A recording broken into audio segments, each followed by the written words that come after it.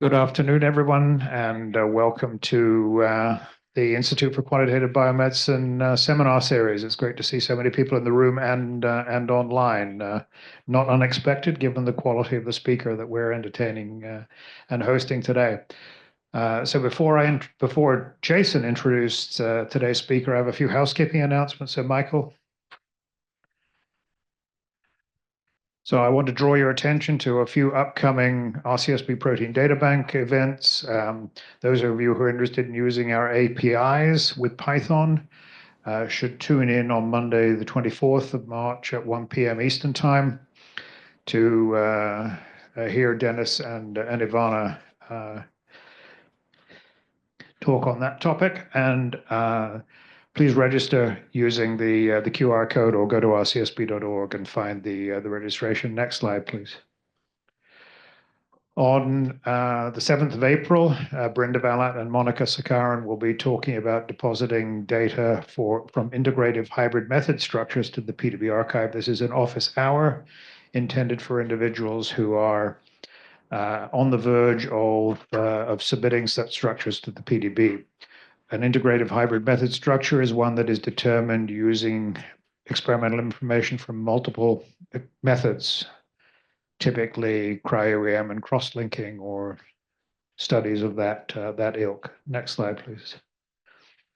We cannot improve without user feedback. All feedback is good, particularly constructive negative feedback. So please take our user survey and share your thoughts and get yourself entered into a drawing for a mug featuring the artwork of David Goodsell, who did 25 years of Molecule of the Month here at PDB. Next slide, please. So, Jason, over to you. Thank you very much. Thank you, Stephen. It is a privilege to get to introduce Ed Egelman today. Ed is a member of the National Academy, member of the AAAS. He trained with David Rosier and later with Richard Henderson, who won an important prize of his own. If I can editorialize a bit, Ed was doing cryo-EM before it was cool, one might say. But more than that, he's one of the driving forces that shaped what cryo-EM became and how it was able to take off in the way that it did. Not only through his scientific output, including numerous great biochemical discoveries, being the top expert in the field of helical reconstruction, but also through his service to the community, through chairing numerous study sections, advisory boards, editor-in-chief of Biophysical Journal, and basically via his community leadership, helping shape our field. So with that, I could go on for pages, but let me just hand it over to Ed. Look forward to your seminar. Thanks very much for inviting me. It's a great honor and privilege to be here. I'm going to try and talk about a sort of an unusual perspective on evolution. Going back to the time of Charles Darwin, as people remember, the only tools available for looking at evolutionary relationships were gross morphology from bones, fossils, large organs. And in spite of the limitations of those tools, Darwin and subsequent people got almost everything right in the evolution of life on Earth.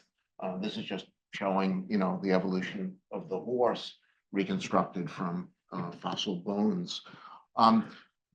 Obviously, this changed dramatically starting in the 1970s when the main tool became looking at DNA and protein sequences. And of course, all of our modern understanding of biology is based on sequence analysis. But I'd like to argue that by looking at structures rather than sequences, we can look much further back in evolutionary history and see relationships that are not apparent and never would be apparent at the present time from looking at sequences alone. And I'd like to compare it to new tools in astronomy. The James Webb Space Telescope allows astronomers to look back 13 billion years into the early days of the universe. And I think we can compare this to current cryo-electron microscopes, such as the Titan Cryos, that give us a similar ability to look back billions of years into evolution on life that sequence-based tools currently cannot do. So, of course, there have been enormous progress and problems still remain in cryo-EM. For us, it's been almost routine to go from a sample to a near atomic resolution for filamentous polymers, which is what we've mainly been studying. This is a classic portrait of an electron microscopist hoping for good ice after he's frozen a grid. Many times the expectation and hope is not realized. And that's an area of current development that people are trying to work to make good grids more routine. But one of the limitations in cryo-EM has been the size of what we can look at. So obviously, X-ray crystallography is being supplanted by cryo-EM in terms of determination of atomic structures, but there's been a size limitation, which keeps on getting smaller and smaller in terms of what you can do with cryo-EM. I was very struck by the collagen sculpture out there. We just published a paper a couple of months ago. This is using collagen mimetic peptides. This complex is about 26,000 molecular weight, and we have an atomic structure determined from it. There's a bit of irony, there's a total digression, but since the sculpture's out there, I'll say, Ramachandran in 1954 postulated a model of collagen with a triple helix where you had 3 chains that are parallel. 2 years later, he revised that substantially into a twisted collagen structure, which has dominated all thinking about collagen. What we showed here is that these chains actually can form this untwisted conformation that he first proposed in 1954. But also, if you look further up in this complex, it becomes twisted. So in fact, both models are probably reasonably correct, even though the first one has been discarded in the dustbin of history. So this just shows that we still don't know what the lower limit is in terms of what we can look at. I should give the caveat that this was only possible because this has 6-fold symmetry. So it's 6 primers, 18 polypeptide chains. Without that, we would not be able to get such a structure.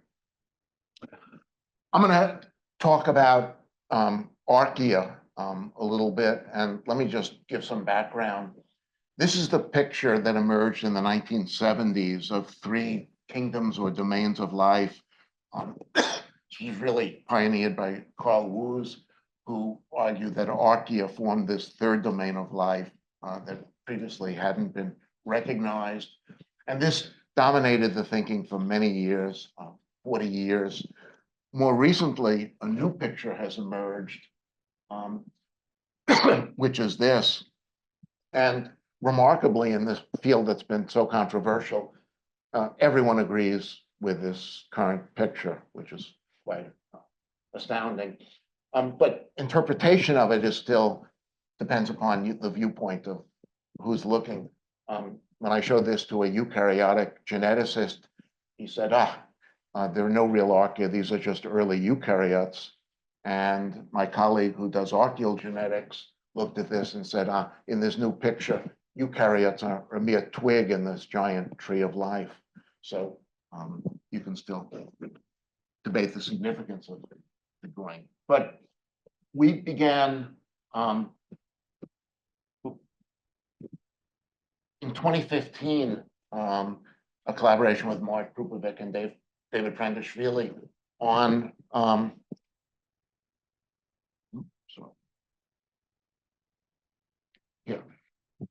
on viruses that infect hosts living in almost boiling acid. It's not an exaggeration. The host that this rod-like virus infects is living at about 90 degrees Celsius at pH 2.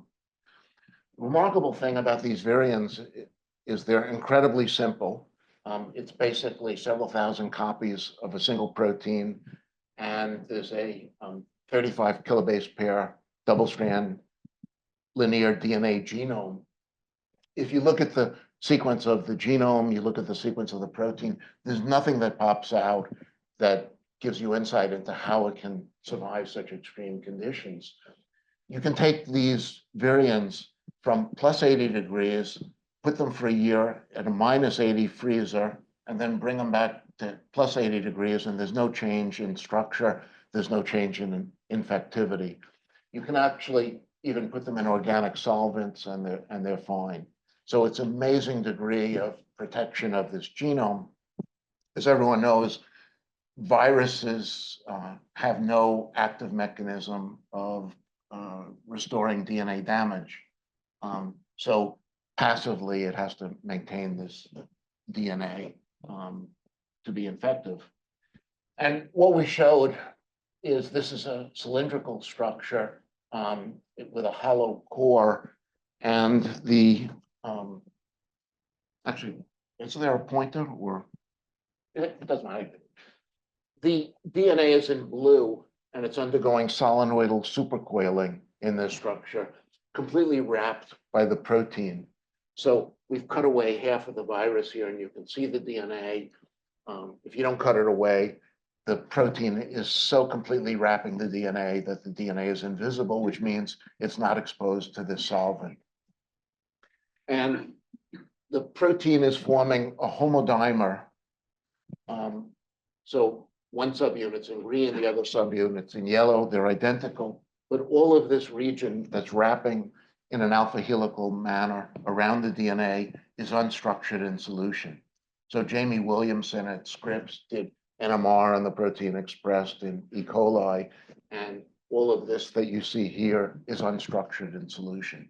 So somehow in the process of binding DNA, dimerizing and polymerizing something that's intrinsically structured becomes all alpha helical. Now, the most striking thing about the structure I just showed you is that the DNA is not in the canonical B form, it's in the A form. And this is from a different virus. We've determined structures of 8 of members of this family. This is the best resolution we have at 2.8 angstroms. And the DNA base pairs are tilted with respect to the axis as opposed to perpendicular in B form. The phosphate-phosphate distances are closer than in B form. The diameter is wider, and you have totally different character of major and minor grooves. So it's just classical A form DNA. What's interesting is you see how beautifully resolved these base pairs are.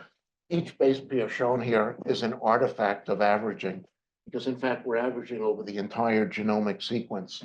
So each base pair is an average of these 4 possible base pairs. But the fact that they're beautifully resolved shows us that this binding is completely sequence independent. So the protein is coordinating the phosphate backbone, as I'll show you, and independent of the sequence, those base pairs are going to be in this conformation. The other interesting thing is that at 2.8 angstroms, you can begin to see waters. And what's striking here is not seeing certain waters. So when the first DNA crystal structure was solved, it's referred to as the Dick-Dickerson dodecamer.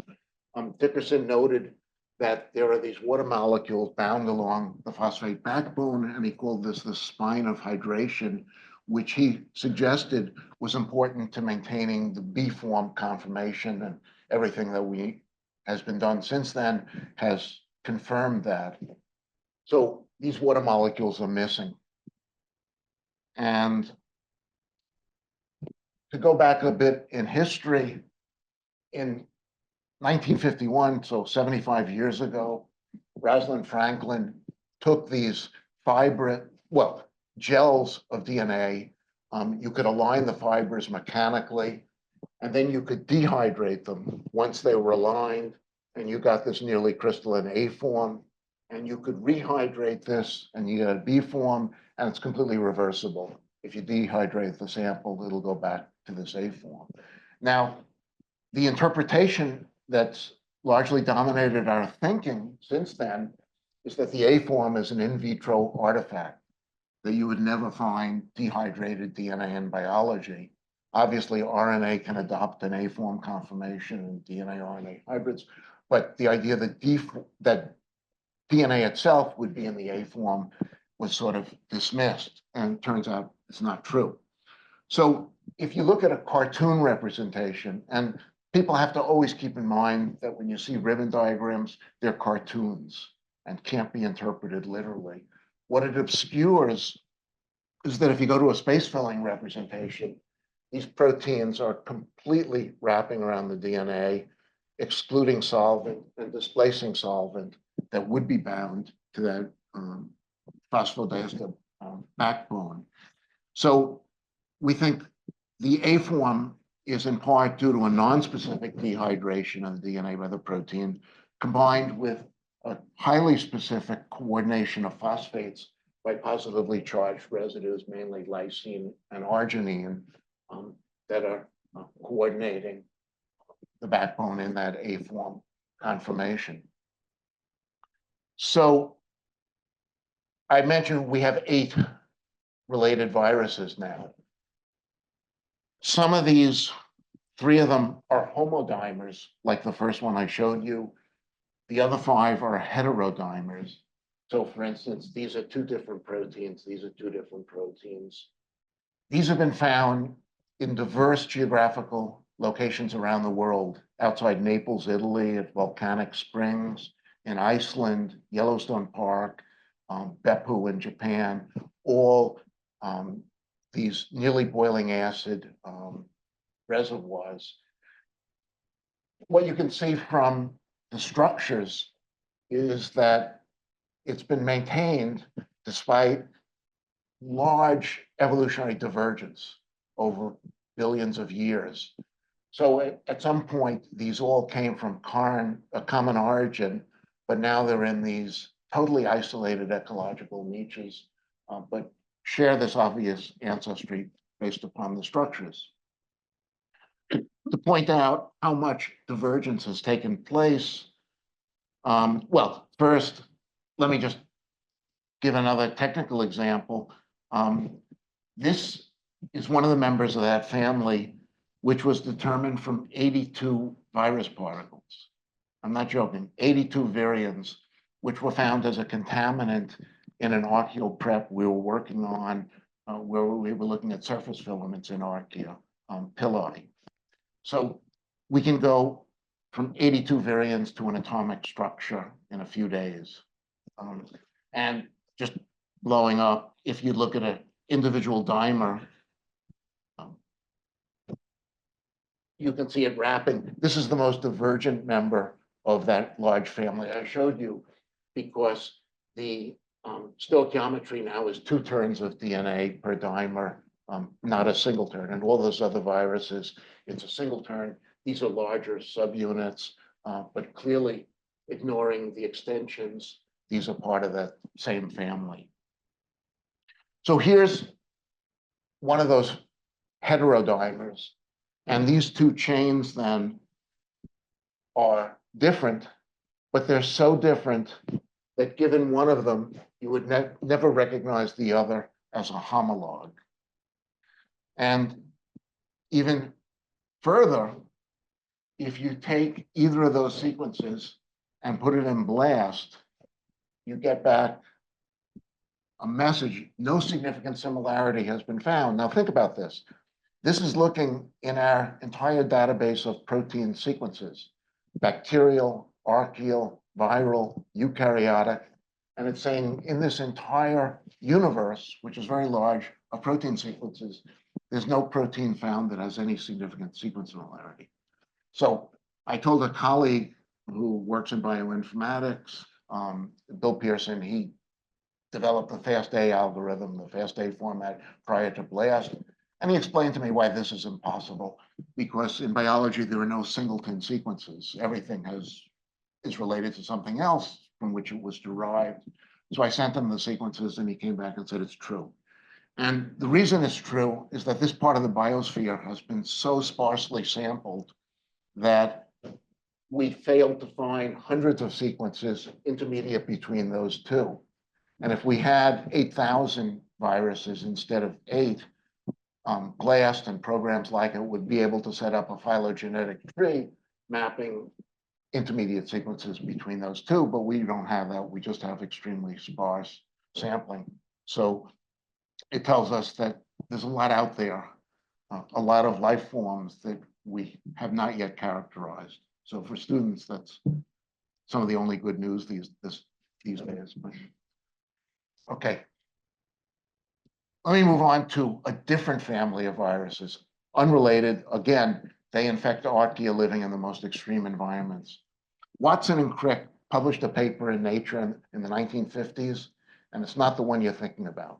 It has nothing to do with the structure of DNA. It has to do with the structure of viruses. And one of the most remarkable things about this paper is that it's almost entirely speculative. There's almost no data in the paper.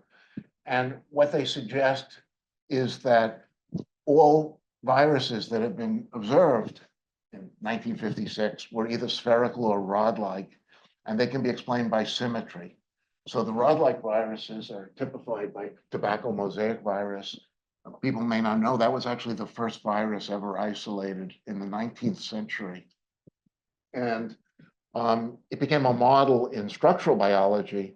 Unfortunately, the reason it became a model is that it's pretty anomalous. It's almost crystalline. And if you look at all other rod-like viruses, none of them have that, almost none of them have that degree of order that TMV has. Nevertheless, TMV was a model system, and it was shown that you had multiple thousand copies of an identical subunit that binds RNA. And their explanation of spherical viruses was that there might be an underlying symmetry so that you could have one protein that would assemble into a closed spherical shell rather than a rod. And they suggested that these spherical viruses might have icosahedral symmetry without any real evidence. They were right, fortunately, and we have thousands of structures since then of icosahedral viruses.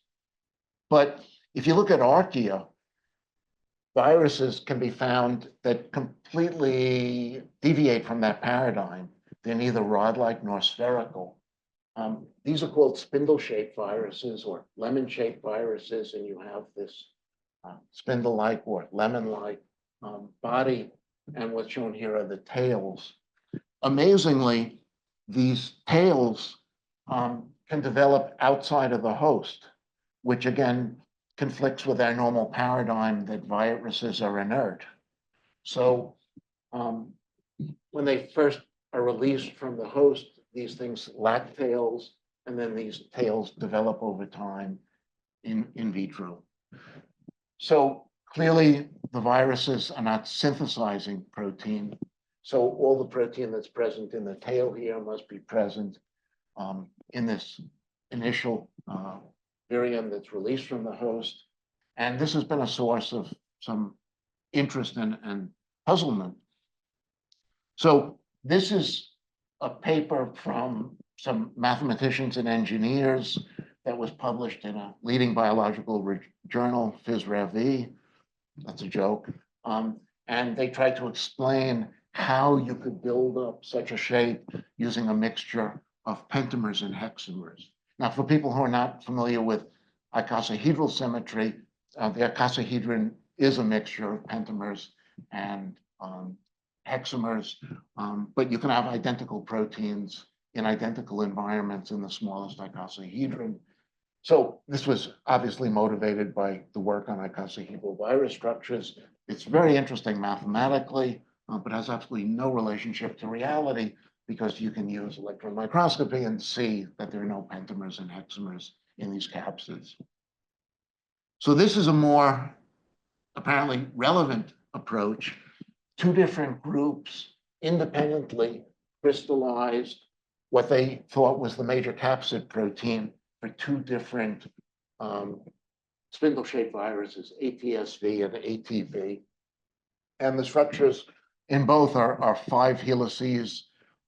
There's a 4-helix bundle that's identical between the two, and then there's a 5th helix that comes out. at a different orientation between those two different crystal structures. In one of the crystal structures, there's a 4/3 screw symmetry, which means you have 4 strands here. And these 4 strands, shown in 4 different colors, form a tube that's about 150 angstroms in diameter. They went on to suggest that, well, in the virions, these tails are about 200 angstroms in diameter, so that you'd have a similar packing, but 6 strands rather than 4 strands. And then the body of the virus, these strands would expand to form this shape. This was very interesting work, but again, has no relevance because in both cases, they crystallized the wrong protein. So there are 2 highly abundant proteins that are about the same molecular weight that are produced in the virus. One is the capsid protein, which they didn't crystallize. The other is the DNA binding protein. So the genome in here, it's double-strand DNA, is not naked. It's completely complexed with the second protein, which is the one they crystallized. So we went on to use Cryo-EM, and what you can see here is that if you blow up the tail, there's this 29 angstrom periodicity, and you blow up the body of the virus, there's that same 29 angstrom periodicity. That's absolutely continuous. There's no physical demarcation between the tail and the body, in great contrast to tailed icosahedral viruses, which have an icosahedral head and a helical tail. They're made of different proteins, and there's clearly discrete junctions. So we went on. This was extremely challenging because, in fact, these tubes don't have a single fixed diameter. They're quite variable. And what we were able to do is actually solve 12 different diameter tubes that are all extremely closely spaced together. It's a very simple helix turn helix subunit. The turn is what's facing the outside of the virion, and it's completely glycosylated. So in the annotation for the viral genome, this protein is annotated as an integral membrane protein, which is a bit curious because the virus contains no membrane. And what became obvious is that this protein must be integral membrane in the host. It has just this characteristic hydrophobic region, which would be integral membrane, and then polar regions. This is the prediction of transmembrane helices, and the prediction is very close to 1.0 for the probability that that sequence is forming 2 transmembrane helices, exactly what we observe structurally. But the point to keep in mind is that many, many annotations in genomes are going to be misleading because some of them are based upon homology, others are based on structural predictions such as this, and they're not going to give you the correct insight into what the protein really is doing. So these are the 12 different structures we solved, and we could actually extrapolate from this then. We know the rule. Each one of these just differs by 1 subunit in the helix that's wrapping around the tube, and we can extrapolate to the body of the virus, which is over here. So the strands that are formed are quite interesting. This is a plot of hydrophobicity. Gold is hydrophobic. So you have a bottom surface of the strand and a top surface of the strand that's completely hydrophobic. And it's these hydrophobic surfaces that are forming the interface between strands. Now, interesting thing about the hydrophobic effect, when I was a postdoc in the UK, a British biophysicist gave me a very good analogy. He said, imagine 2 Brits in the United States. They always stay together. It's not because they like each other, just because they like the Americans less. So that's the hydrophobic effect. And you have to keep in mind that lack of specificity means that these strands then are completely free to slide past each other. And this is not a cartoon. This is an actual animation of the 12 different reconstructions. and you can see strands sliding past each other. If you were to look at one area, have kept this area fixed, you can see the local changes are infinitesimally small. And this gets to sort of what Casper and Klug called quasi-equivalence in the construction of icosahedral viruses. And we think we can extend that to quasi-equivalence in these spindle-shaped viruses, that the interactions locally can be changed by infinitesimal amounts, leading to very large changes in the overall structure. So we then realized that there was a rod-like archaeovirus that had been solved a number of years earlier that has very similar subunits with helix-turn helix. They're largely hydrophobic interfaces between subunits, but this is a fixed structure. There's no sliding in this. And that's because the interface involves not just this hydrophobic effect, but very specific polar interactions. So in fact, we were able to extend this. We were able to both predict and determine the structure of some related spindle-shaped viruses. They're related, by the way, only in the fact that they're spindle-shaped. You would never detect any sequence similarity comparing these subunits. They have this helix-turn helix architecture. This is the rod-like virus, which combines the hydrophobic interface with specific polar interactions. And then we suggested that all of these viruses, which only infect archaea, derive from an ancestral host infecting archaea that was rod-like, such as this one, and that this evolution involved expanding to accommodate a larger genome. So in fact, the difference between this and this is that the relationship between the protein and the DNA here has got to be stoichiometric. Like in TMV, you'll have 3 bases per protein subunit, whereas when you get to a spherical or icosahedral or one of these viruses, it's much more efficient because the number of proteins that's going to go as the surface area R squared, and the DNA content is going to go as R cubed, the volume of the virus. So in fact, these larger genomes are what's exerting the internal pressure to form this shape. Because when you release the genome, these things all collapse to a rod-like structure. So the minimum energy state is in fact the tail, and the genome, and this lemon shape is being maintained by the internal pressure of the genome, in the same way that a snake can expand to swallow a rabbit. But once the rabbit's digested, the snake goes back to its minimum energy conformation.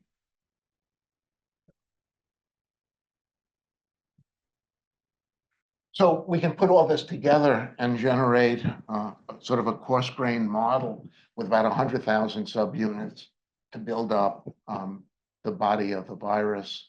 And basically what's happening is that there's a conservation of protein mass. As this thing rearranges, all these subunits are just going out to form the longer tubes. You'll notice that this model is a bit incomplete because the virus can't have those open ends, and that gets to the complexity. There are additional proteins that are forming the caps on these viruses that are very important in initiating infection. Okay, on to a different story. Many of you may or may not be familiar with the fact that the bacterial flagellum has been the poster child of creationists in the United States. There was actually an op-ed piece published in the New York Times in 1996 by one of these creationists who described the bacterial flagellum as invalidating the entire theory of evolution. Darwin himself had said that, this is long before Karl Popper, Darwin said his theory could be falsified if someone could show an organ or bone that didn't have an antecedent. And these creationists have argued that the bacterial flagellum is such a structure that could never have had an antecedent. They call it irreducibly complex. Well, the less you know about biology, the more tenable or appealing this is. I mean, if someone had written an op-ed piece for the New York Times that the Earth is flat or the Earth is not, the Earth is the center of the universe, they wouldn't have published it, but the New York Times thought that this was a reasonable commentary. So there was a trial in about Dover, Pennsylvania, where the school board wanted to introduce this notion of intelligent design into science classes. And in the trial transcript, the term flagellum appears 385 times. It was that central to their argument. So we've been working for a number of years on bacterial and archaeal flagella. So this is of great interest to us. It turns out that flagella motility has been reinvented or invented 3 times in evolution. So in prokaryotes, bacteria and archaea have similar systems which have no homology. They all involve a motor structure at the base and then long helical filaments that are rotated. In eukaryotes, you have a much more complicated system where the flagella don't rotate, they undulate. And the undulation, like in sperm or trypanosomes or other protists, are what leads to the motility. You can see here, this is the subunit in an archaeal flagella filament. That's the subunit in a bacterial flagella filament. There are many variations on these, but they all conform basically to this model. Interesting scale and complexity in both of these, archaea and bacteria. You have thousands of copies of a single subunit forming a many micron long whip. That's what flagellum comes from in Latin. In the eukaryotic axoneme, current proteomics suggests that there are 600 different proteins forming the flagella, the flagellum. So that's why we're happy to work on the prokaryotic system, even though great advances. This new paper just came out in Science from Hong Zhao using Cryo-EM and Cryo-ET to understand the high resolution structure of the eukaryotic flagellum. So these are examples of convergent evolution. So birds, bats, and butterflies all have wings. They're analogous structures. They accomplish the same thing, so similar function, but they have no homology. So they have totally different ancestry, how these different structures have arisen. And the same thing is true in flagella motility. So in bacteria, let me just point out that mutants have been found that form straight filaments. They're called L-type mutants, where these protofilaments are left-handed. There are 11 protofilaments in the bacterial flagellum. These are R-type right-handed protofilaments. And the idea is that in the wild-type filament, they're not straight, they're supercoiled. And that supercoiling is due to a mixture of these 2 different states. Now, this was developed in the 1970s, this model. Chris Calladine played in Cambridge, England, played a large role. And this is a figure from one of his papers that here you can combine, there are 12 different ways or combinations. These are all left-handed protofilaments. These are all right-handed protofilaments. And then with different mixtures, you can generate these different waveforms. Now, in terms of background, Chris explained to me recently that all this was based upon hemoglobin. So in hemoglobin, there was early biochemical work, in the 1960s on 2 states for binding oxygen. And that dominated the thinking about bacterial flagella filaments, that biological systems would only exist in 2 states. So the problem is that all structural studies over the past 40 years have only been done on this state and this state, which are mutants found in mutant filaments, which are non-motile. So, you begin to ask questions or studying non-motile systems, the best, way to get physiological insight. It's like early work on the inner ear by by von Beckshi was done on corpses. And it was subsequently realized that the mechanics of the inner ear in a corpse is different from a live person by orders of magnitude. So, so it's a problem because the methods that existed only allowed for imposing helical symmetry by electron microscopy or X-ray fiber diffraction. One couldn't hope to look at these more complicated states. But several years ago, it began to occur to me, if these 12 possible states are, sort of the range of structures that could exist, why don't all filaments revert to this state or this state, which should be the minimum energy conformation? Because in all these other states, you have strain at the junction between these two different structural states. So one possible explanation is that, in fact, filaments are not at equilibrium. They're kinetically trapped in one of these waveforms, which is not at thermodynamic minimum energy. So we did some experiments by thermal annealing. We could shear off these filaments. We could heat them up to 55 degrees Celsius, cool them down, heat them up, cool them down, go through many cycles of annealing. And if they were kinetically trapped, then we would expect that after many cycles, these things would be straight filaments, but they're not. They're still supercoiled. They have intrinsic curvature. So that led us to question the standard model. And what we've been able to do is not impose helical symmetry. So most of my career has been based upon, the application and development of helical symmetry. And then I realized that, in fact, you can do better by not imposing helical symmetry, because helical symmetry, when it doesn't exist, is blurring out what's truly interesting. So these are 3 different waveforms that we're able to reconstruct at pretty high resolution without imposing any helical symmetry. 5 years ago, I would have said this is impossible, but with improvements in detectors, improvements in software, we're actually able to do it, and then build up an atomic model with these filaments that does not have helical symmetry imposed, which allows us to recover the curvature that's present. And strikingly, what we're able to find is that these are from the mutants, the 2 different conformations, the left conformation, the right conformation. You can see there's pretty small difference if we align on this domain over here. These are all coiled coils. But in fact, when we look at a wild-type filament, first, there are no 2 conformations. There are 11 different conformations, and all of the conformational differences are much smaller than what people had been assuming based upon studying mutants. So I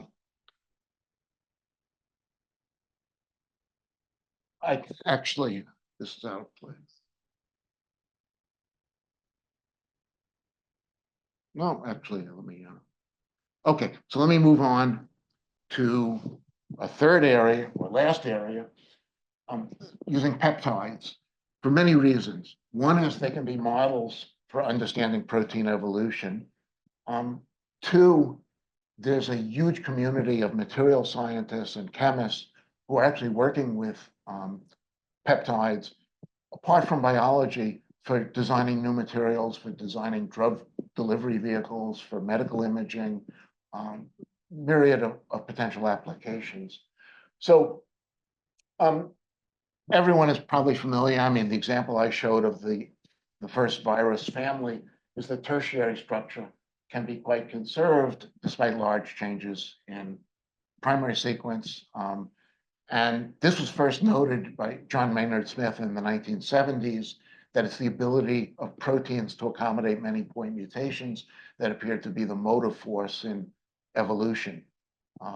So of course, there are pathological exceptions where point mutations destroy a structure or prevent it from folding. But in general, we know point mutations can be accommodated quite readily.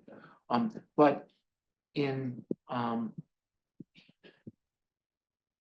although tertiary structure can be predicted with a high degree of certainty with AlphaFold, we know that small changes in sequence can lead to large unpredicted changes in quaternary structure.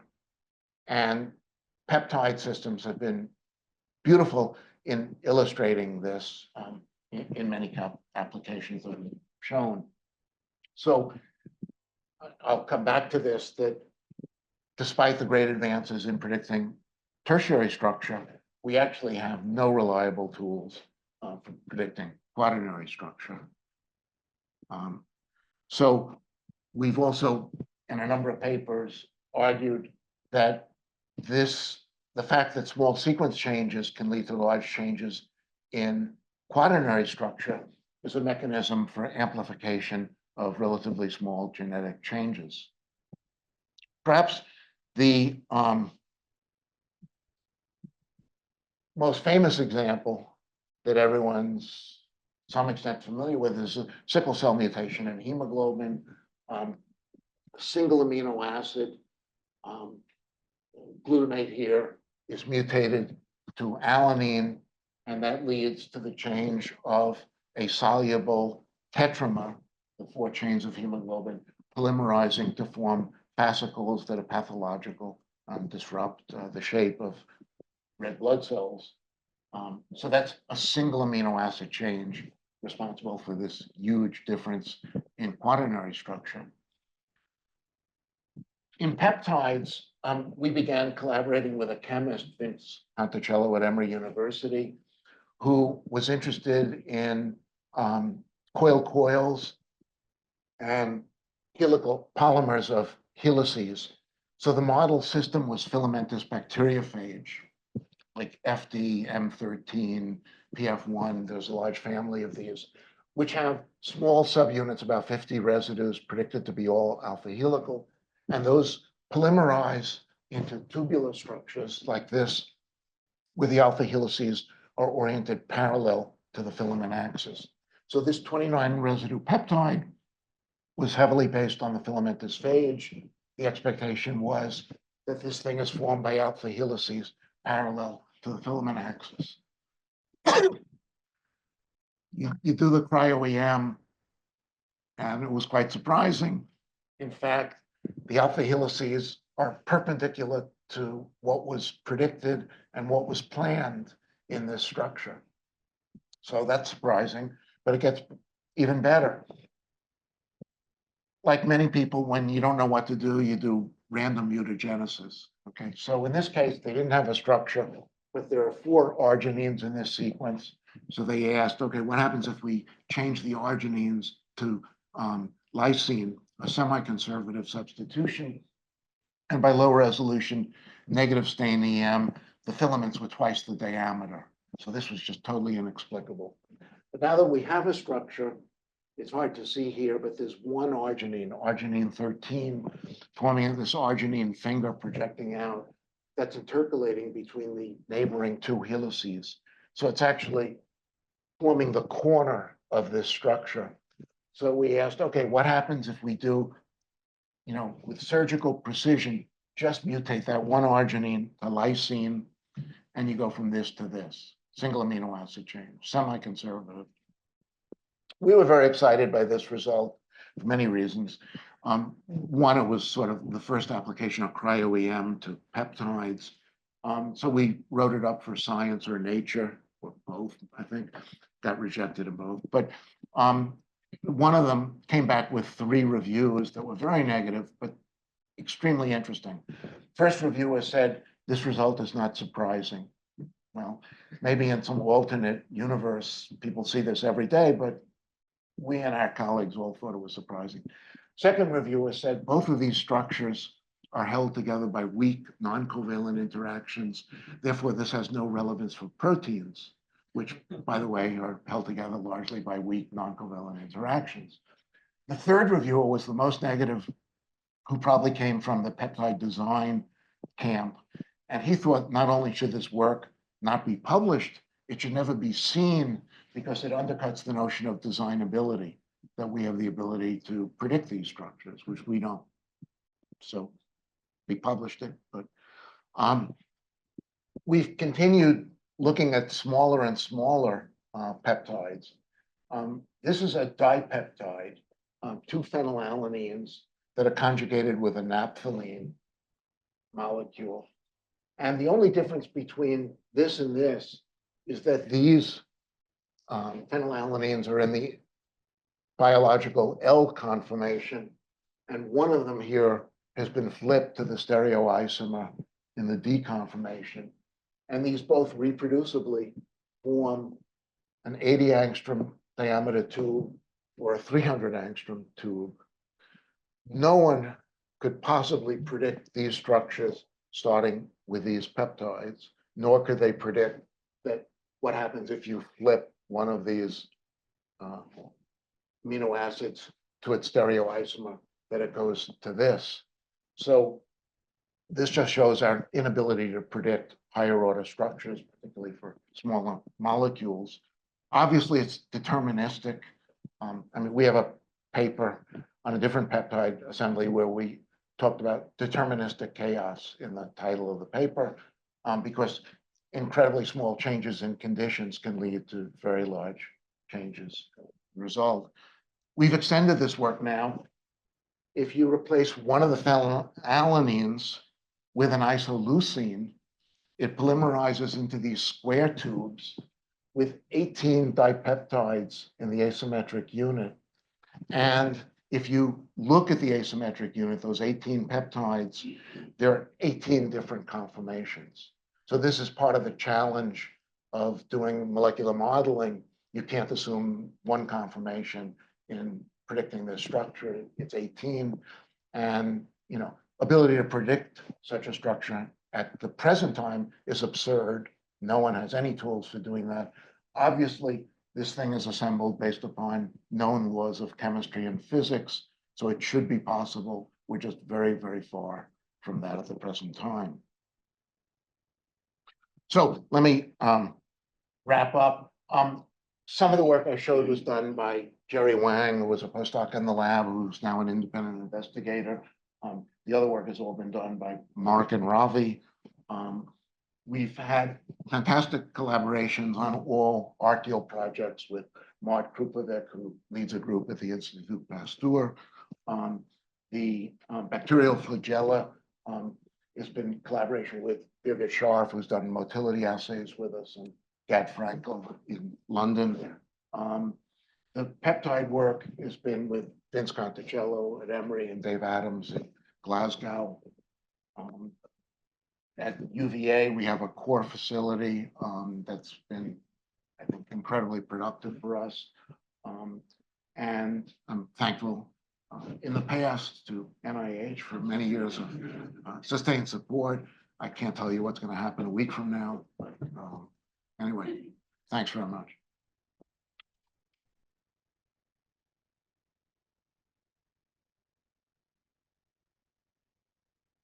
Thanks, Ed. Well, we covered a lot of topics there.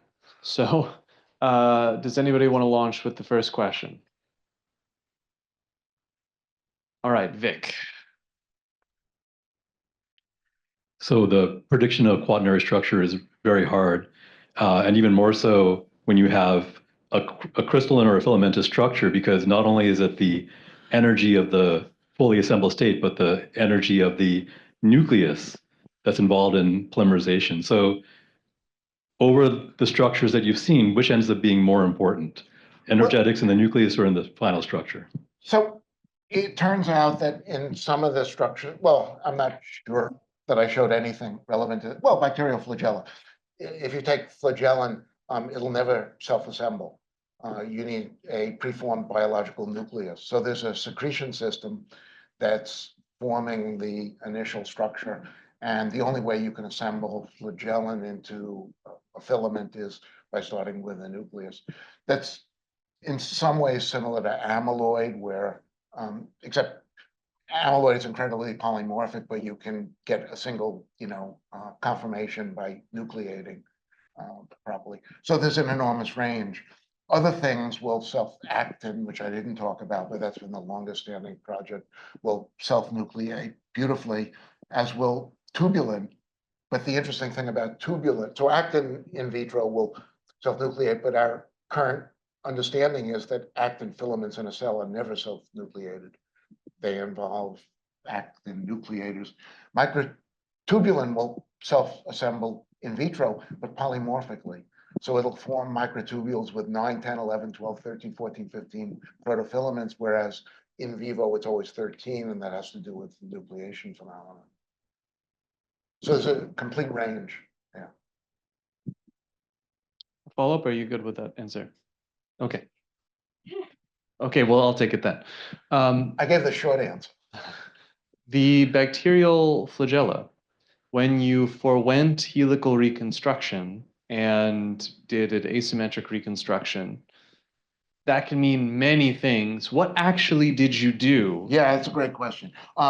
It turns out that it'll fail if you try ab initio asymmetric reconstruction, but you can impose helical symmetry and then take that volume, low pass filter to 20 angstroms or something, and then use that as an initial volume for an asymmetric reconstruction, which will then be cycled. On a per subunit basis, or are you taking a No, few we're at a time? using, this is the reconstruction volume, which is, so the axial Yeah. rise per subunit in here is about 5 angstroms.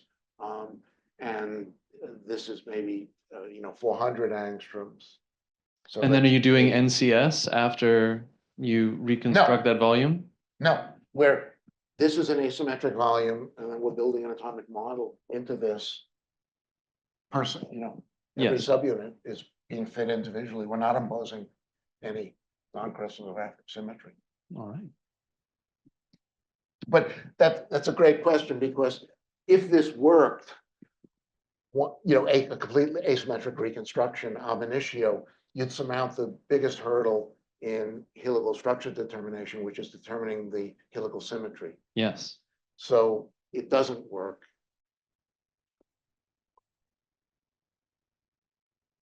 Any other questions?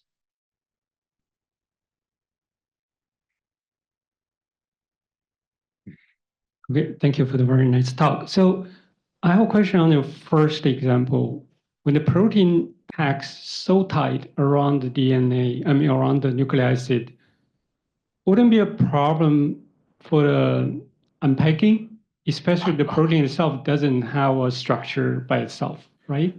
Boy, you really know how to ask the rough questions. So we have no idea how this thing disassembles, which is obviously, this is going to be inert and has got to come apart.